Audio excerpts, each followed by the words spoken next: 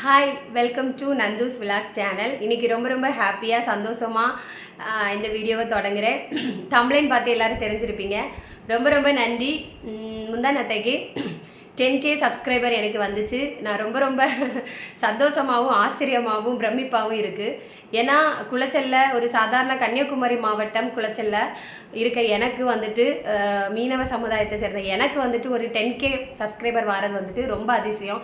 நிறைய பேர் விலாக்ஸ் எடுப்பாங்க, ட்ராவலிங் பண்ணுவாங்க, அங்கெங்கன்னு போவாங்க, ரொம்ப வீடியோ காண்டி மெனக்கெடுவாங்க. அவங்களுக்கெல்லாம் வந்திருந்தா கூட பெரிய ஆச்சரியம் கிடையாது.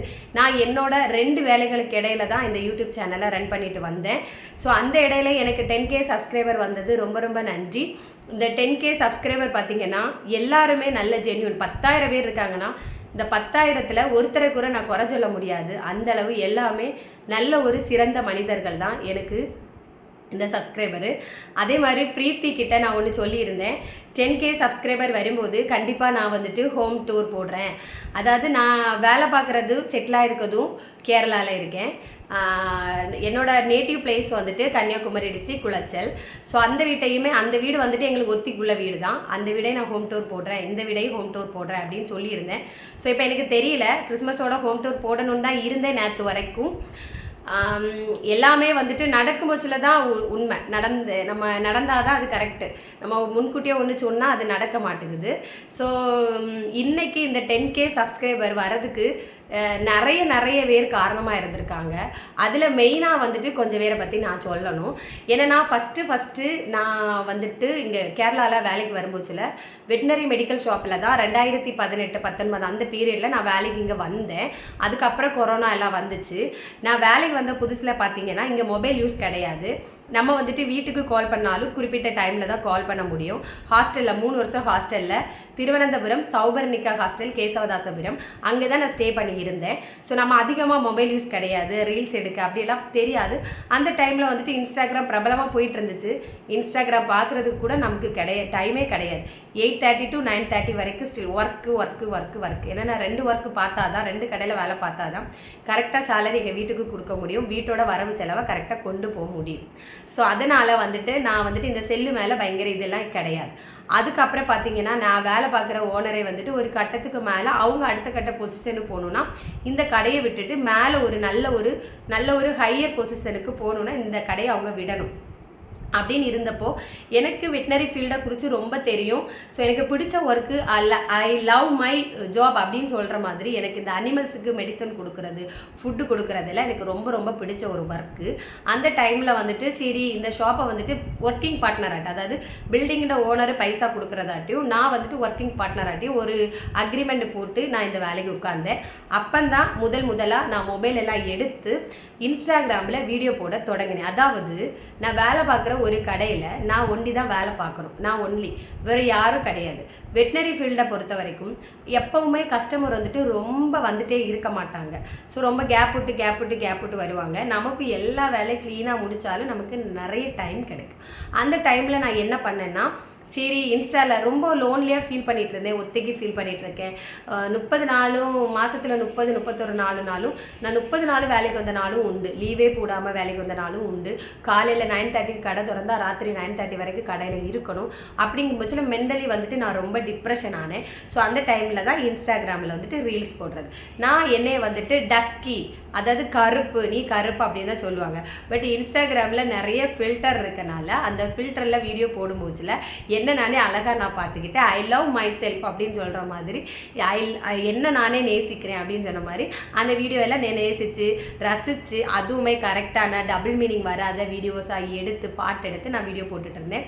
ஒரு கட்டத்துக்கு மேலே அது என்ன ஆச்சுன்னா 1000 ஃபாலோவர்ஸ், அதாவது நம்மளோட ஃபேமிலி சரௌண்டிங்லேயும் சரி, நம்மளோட அதாவது அக்கம் பக்கத்துலேயும் சரி, ஃபஸ்ட்டு சோஷியல் மீடியாவில் வரது பெரிய விஷயம்னா ஒரு 1000 ஃபாலோவர்ஸ் வரது ரொம்ப பெரிய விஷயமா இருந்துச்சு. அந்த டைமில் எனக்கே தெரியாது என்ன பிடிக்காதவங்க இன்னுமே இப்பவும் இருக்காங்க. ஸோ இன்னும் 4 சொல்லி குறிப்பிட்டு நம்ம சொல்ல முடியாது. ஒருவேளை ஒருத்தரோட வளர்ச்சி தான் அவங்கள வந்துட்டு நம்ம பகையாளி ஆக்குதோ அப்படிங்கிறது என்னோட தாட். அப்போ அவங்க என்ன பண்ணாங்கன்னா, இன்ஸ்டாகிராமில் என்னோட வீடியோஸ், அதாவது நான் நிறைய வீடியோ என்னோட பிள்ளைங்களை வச்சு, எனக்கு 2 பையங்க உண்டு, அவங்கள வச்சுட்டு ஆளான சிங்கம் 2 கைவீசி நடந்தா அந்த வீடியோலாம் நிறைய போட்டிருப்பேன். அந்த வீடியோவில் என்ன பண்ணிட்டாங்கன்னா சாங்கை மியூட் பண்ணிவிட்டு இவ ஒரு ஐட்டம், இவ வந்து கேரளாவில் தப்பான தொழிலுக்கு போயிருக்கா அப்படி இப்படின்னு சொல்லிட்டு நிறைய போட்டுட்டாங்க. ஸோ நான் என்ன சொல்கிறேன்னா, நியூரோஸ் வெட்டினரி மெடிக்கல்ஸ்ன்னு கூகுளில் சர்ச் பண்ணால் இந்தியாவிலேயே எல்லாருக்குமே கூகுள் யூஸ் பண்ணுற எல்லாருக்குமே நியூரோஸ் வெட்டினரி மெடிக்கல்ஸில் தான் நந்தினி இருக்கா அப்படிங்கிறது லொக்கேஷன் உட்பட நான் போட்டுட்டு தான் வேலை பார்த்துட்டு இருக்கேன்.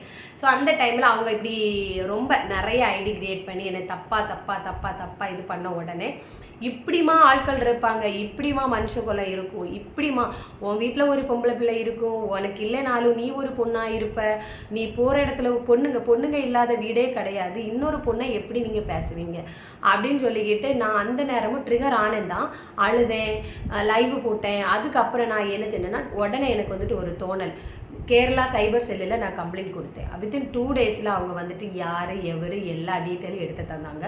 அது வேறு யாரும் கிடையாது, நாட்டை காக்கிற ஒரு ஆர்மி மேனு. அவருமே அவரோட வீட்டுக்கு தெரிஞ்சு அதை பண்ணலை, அவரோட இல்லீகல்னால அவர் பண்ணியிருக்காரு. ஸோ அவரோட வீடும் அவரோட வேலை இதனால் பாதிக்கப்படும் தெரிஞ்சு மறப்போம் மன்னிக்கிறதுல நம்ம ஒன்றும் குறைஞ்சொன்னு போக மாட்டோம் அப்படின்னு சொல்லிட்டு நான் விட்டுட்டேன். அதுக்கப்புறம் எனக்குள்ள வைராக்கியம், நான் அமைதியாக இருந்தது அதுவும் இல்லை, உறங்கி கிடந்த சிங்கத்தை உசுப்பேத்து விட்ட மாதிரி நான் சும்மா இருந்து ஏதோ ஏனதானு வளவளன்னு வீடியோ போட்டுட்டு இருந்தேன். என்ன உசுப்பேத்து விட்டுட்டா. நான் அதுக்கப்புறம் என்ன செஞ்சேன், இன்ஸ்டாகிராம் ஓப்பன் பண்ணி அதுக்கப்புறம் என்ன செஞ்சேன், இன்ஸ்டாகிராமில் இன்னும் நிறைய வீடியோஸ் போட ஆரம்பித்தேன். அதுக்கப்புறம் என்ன பண்ணேன்னா, நம்ம ஏன் யூடியூப் தொடங்கக்கூடாது, நமக்கு தான் வெட்டினரி ஃபீல்டை பற்றி நிறைய தெரியுமே, எல்லாத்தையும் தெரியுத மாதிரி வெட்டினரியை பற்றி தெரியாத நிறைய பேர் இருப்பாங்களே, நம்ம அதை ரிலேட்டடாக வீடியோ போடலாம் அப்படின்னு சொல்லிட்டு ஸ்டார்ட் பண்ணேன். ஸோ சத்தியமாக ஸ்டார்டிங்கில் எனக்கு வியூவர்ஸோ ஃபாலோவர்ஸ் சப்ஸ்கிரைபரோ யாரவே கிடையாது. 2 வருஷத்துக்கு அப்புறமா இன்னைய தினம் ஒரு 10K சப்ஸ்கிரைபர் ஏறி இருக்காங்கன்னா அது கடவுளோட புண்ணியம் தான்.